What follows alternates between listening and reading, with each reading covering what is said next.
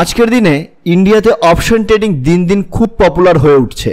But option ট্রেডিংয়ে success হতে গেলে শুধুমাত্র প্রাইস অ্যাকশনের উপর নির্ভর করে থাকলে চলবে না। আপনাকে অবশ্যই অপশন গ্রিক বেসিক জানতে হবে, সেই সাথে শিখতে হবে অপশন চেনকে অ্যানালিসিস করা। চলুন আজকের ভিডিওতে ডেল্টা, গামা, থেটা, ভিটা শিখে নিই। আপনি জিরোধার প্ল্যাটফর্ম ইউজ করে বা এঞ্জেল ব্রোকিংয়ের প্ল্যাটফর্ম ইউজ করে সেন্সিবল ফ্রিতে দেখতে পারবেন। অপশন চেন অ্যানালাইসিসের পেজটি খুললে সেখানে আপনারা অপশন গ্রিক দেখতে পাবেন। এখানে দেখুন রয়েছে গামা, ভেগা, থেটা, ডেল্টা। এই চারটি হলো অপশন গ্রিকের প্রধান চারটি স্তম্ভ। স্ট্রাইক প্রাইস ব্যাপারটি একটি গুরুত্বপূর্ণ ব্যাপার, এই কলামটিকে ভালো করে দেখে রাখুন। আর এখানে রয়েছে ডেল্টা, থেটা, ভেগা, গামা।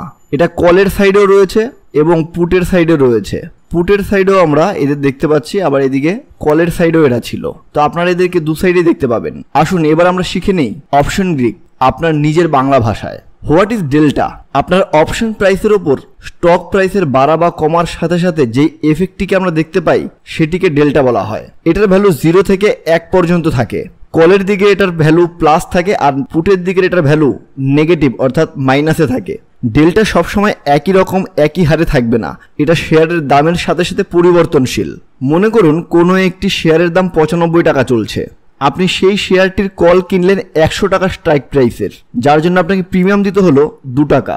আপনি যখন প্রিমিয়ামটি কিনেছিলেন 2 টাকা দিয়ে, তখন কলের ডেল্টা আমরা ধরে নিচ্ছি প্লাস 0.40 ছিল। এখানে একটা উদাহরণ দিচ্ছি, দেখুন এখানে ডেল্টা রয়েছে 0.44। তো ডেল্টা সবসময় আপনি এরকম ভাবেই দেখবেন। যদি আপনি সেন্সিবলে দেখেন, সেন্সিবলে সবসময় ডেল্টা পয়েন্টের উপরে লেখা থাকবে। লাস্ট ট্রেড প্রাইসের ওপর ডেল্টার কারণে স্ট্রাইক প্রাইসের ওপর প্রতি 1 টাকার মুভমেন্টের সাথে সাথে কলের লাস্ট ট্রেড প্রাইস 0.44 টাকার মুভমেন্ট আপনি লক্ষ্য করতে পারবেন। অর্থাৎ 44 পয়সা দাম বাড়বে বা কমবে। পুটের ক্ষেত্রেও সেম হবে। ধরে নিই কোনো একটি শেয়ারের দাম 95 টাকা চলছে, আপনি সেই শেয়ারটির কল অপশন কিনলেন 100 টাকা স্ট্রাইক প্রাইসের 2 টাকা প্রিমিয়ামের বিনিময়ে। আপনার প্রিমিয়াম কেনার সময় কলের ডেল্টা ধরে নিচ্ছি 0.40 ছিল।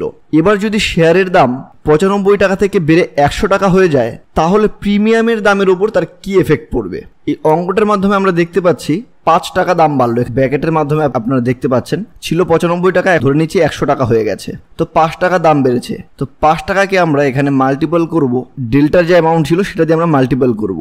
তো ডেল্টা ছিল 40 টাকা, আমরা 0.40 ধরে নিচ্ছি। 0.40 এর জন্য আমরা এখানে পার্সেন্টেজ 40% দেখাচ্ছি। তো এখানে দেখছি 2 টাকা দাম বেড়ে যাচ্ছে, আর সেই সাথে সাথে ডেল্টা প্লাস 40% থাকাতে কলের ভ্যালু 2 টাকা বেড়ে নিউ কলের ভ্যালু হচ্ছে 4 টাকা। আশা করি ডেল্টার বেসিক ব্যাপারটা আপনারা এই মুহূর্তে বুঝে নিতে পেরেছেন। এবার আমরা দেখব গামা, ডেরিভেটিভ অফ ডেল্টা। অর্থাৎ এই গামা ডেল্টার সাথে সংযুক্ত রয়েছে। Measure the rate of change of delta, speed at which delta change. অর্থাৎ ডেল্টা কত দ্রুততার সাথে পরিবর্তন হবে সেটার পরিমাপ করতে আমরা গামার অঙ্কটা দেখার চেষ্টা করি। যখন স্ট্রাইক প্রাইস অ্যাট দ্য মানিতে থাকবে তখন গামা হাইয়েস্ট জায়গায় থাকবে, আর যখন স্ট্রাইক প্রাইসটি deep out of the money থাকবে তখন গামার প্রাইস লোয়েস্ট পজিশনে থাকবে। মনে করুন আপনি একটি কলের প্রিমিয়াম বাই করলেন 100 টাকা স্ট্রাইক প্রাইসে 2 টাকা প্রিমিয়াম দিয়ে, তখন স্টক প্রাইস ছিল 95 টাকা আর কল ডেল্টা ছিল 40 পয়সা বা 40। যদি স্টক 5 টাকা বেড়ে যায় তাহলে কলের দাম বেড়ে 4 টাকা হয়ে যাচ্ছে, তাই তো? আমরা গত এক্সাম্পলের মাধ্যমে এটা দেখেছি। এবার ধরুন ডেল্টা 50-এ রয়েছে, স্টকের দাম বেড়ে গেছে আরো 5 টাকা। যদি ডেল্টা 40 থেকে 50-এ চলে আসে, তার মাধ্যমে আমরা বুঝতে পারি স্ট্রাইক রেটটিও কিন্তু আমাদের 5 টাকা চেঞ্জ হয়ে গেছে। আর তখন গামা পরিবর্তন হবে 10। গামার স্পিড তখন 10 ছিল। অর্থাৎ গামা ওপরে উঠলে বা নিচে নামলে ডেল্টার প্রাইস সবসময় চেঞ্জ হবে, পরিবর্তন হবে। থেটা বলছে কোনো কল বা পুট অপশনের প্রাইস যত এক্সপায়ারি ডেটের কাছাকাছি চলে যাবে তত তার দাম আস্তে আস্তে কমতে থাকবে, মাইনাস হতে থাকবে। থেটাকে সেলারের বন্ধু বলা হয়। এটা সবসময় অপশন বায়ারদের এগেনস্টে চলতে থাকে।